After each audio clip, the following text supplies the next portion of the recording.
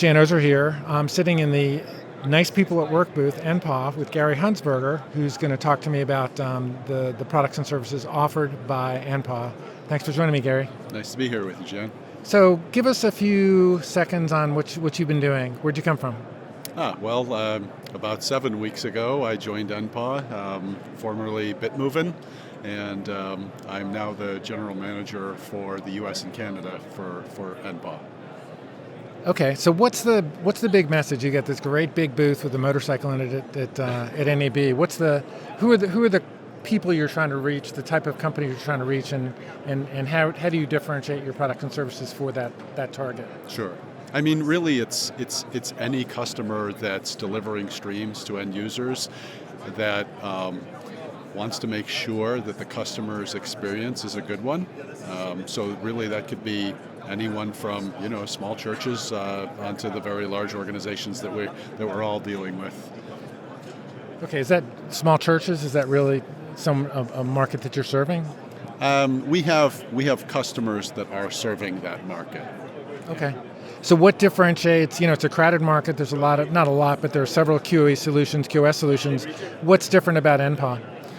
Well, I think that what we're doing from a network probes perspective and a network monitoring perspective very early on in the life cycle of the content, all the way out to the individual user session and how that's playing, and monitoring the stream throughout that entire process into a single window or a single pane, if you will, is something that we're doing that's very unique.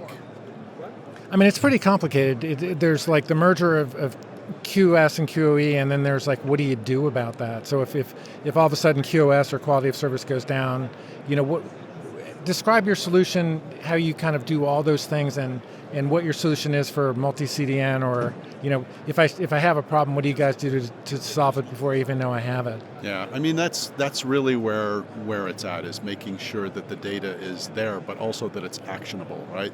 That your teams can get to that data quickly, that they can understand the root cause of what caused an alarm or what's going on with a CDN, and being able to action on that quickly.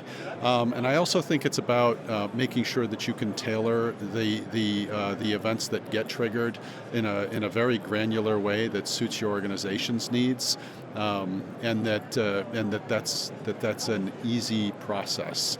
So we support the customers in training and in modeling and dashboard setups. The dashboards are highly customizable, right? So it's also about having that simplified view where you need it. So if you're a network operator or someone like that just needs kind of a simple view, it's very important to be able to customize those things, which of course we do. What am I tracking? If I'm a live event producer, and I guess I shouldn't make the assumption it's live event only. I guess it's not. But if I'm a live event producer, what am I watching from a QoE perspective?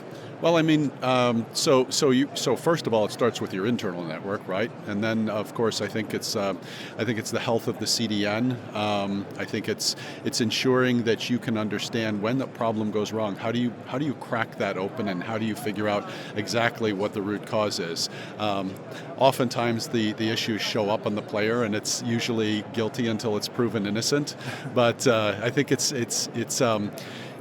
imperative that you be able to understand if if there's a DRM licensed server that's not working correctly, or if you've got CDN caching issues, and just being able to quickly get that broken open and troubleshoot it. Okay. Do you have any trophy stories you can tell us where customers use NPAW and save the day? Well, 7 weeks in, I don't think I have the trophy story yet, but I know they're out there. Okay. So what are your big plans to do in the U.S.? I know you're hired to I guess, increase the presence and obviously profits and revenue and all that. But what do you see in the U.S. for NPAW, and what are your short-term and longer-term goals? Sure. I mean, it's an underserved market for us. We've got some very, very big names, some lighthouse customers, but it's a pretty underserved market for us right now. So, I'm looking forward to perhaps putting a U.S. office in New York, and being a little closer to our customers and being able to support them a little better, understanding their unique needs here in this market, being able to support them and grow the business that way. Okay, getting back to the product side, one of the biggest problems with this business in general is that there's almost too much information. You get so much data that you really don't know what to do with it. What's NPAW's solution for that? I mean, that definitely happens, right? I mean, you can set a large number of filters and get a lot of errors.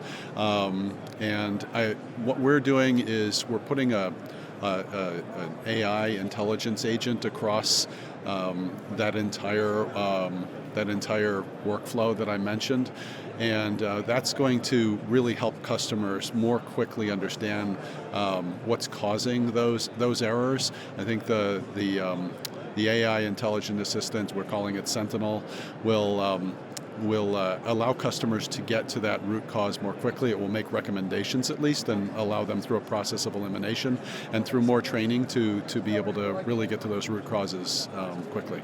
Who does the training? How does that work? We take care of that. Again, we're very strong on a professional services side with our customers, hand-holding them and helping them with, set up their dashboards and whatnot. And of course, this being something that's very new to a lot of customers, we'll be heavily involved in assisting them. Okay, where else are you seeing AI touching your products in the next 12 to 24 months? I mean, this is a lot of work. I think we're just gonna get really good at this for right now, and then we'll see where it goes. So we talked about the technical capabilities of the service in general, but people don't buy capabilities; they buy benefits. And a key message we've heard over and over has been monetization over the last few years here. How does your product help customers monetize? Well, I think it's about retention, right? I think churn is an ongoing challenge for a lot of our customers, and that gets to the heart of making sure that the end user is having a good experience with their subscription or with the stream that they're watching. And what we're doing here is enabling customers to use the data that we're gathering to ensure that the quality of experience is a good one, and when it's not, to help customers understand why and allow them to be a little more proactive about that. I mean, for example, I had a meeting here with our friends over at Kling, and they're involved in subscription management, and they can tell you how many customers churned last month, but they can't tell you why. So when you couple a solution like Kling with what we're gathering, we can allow customers to understand. For example, everyone that churned last month was on Android. Well, that gives you some actionable data. So let's go take a look at our Android implementation and find out why that might be, and then we can be a little more proactive about it. Okay, well, I want to know why people are leaving, but I also want to prevent people from leaving. So how do you help me do that? Sure. So I mean, as you monitor and as you're tracking these issues, I think that it will allow you to anticipate a little better some issues that could be coming up. Like we know before that we've had an issue with this DRM license server for whatever reason, and I think it allows you to get ahead of that and maybe reach out to those customers that remain that haven't churned. The rest of them that are on Android. Why don't we reach out to them, give them a free month, or let them know that we're working on it, and be a little more proactive rather than just waiting for them to get tired of the service. What about multi-CDN? It's something we hear about a lot. How is NPAW helping customers implement that? I mean, that's really important. That speaks to cost. I think we all know that there's a significant cost in distributing content, and customers sometimes will have a tendency to use maybe a CDN based on performance, but not understand that there might be a more cost-effective CDN that they could be using at any given time. And I think being able to monitor the performance of those CDNs and switch actively and even midstream is going to be a huge benefit to customers. Looking at publishers in particular, as opposed to some of the other types of organizations that you serve, how many of them currently have a QoS QoE solution in place? Is it 100%? Is it 50%? No, I think what I'm seeing is that that's about 100% in all cases. But again, I think that when they take a look at the portfolio that we've got here and they look at that holistic view that we can give them, the lights go on.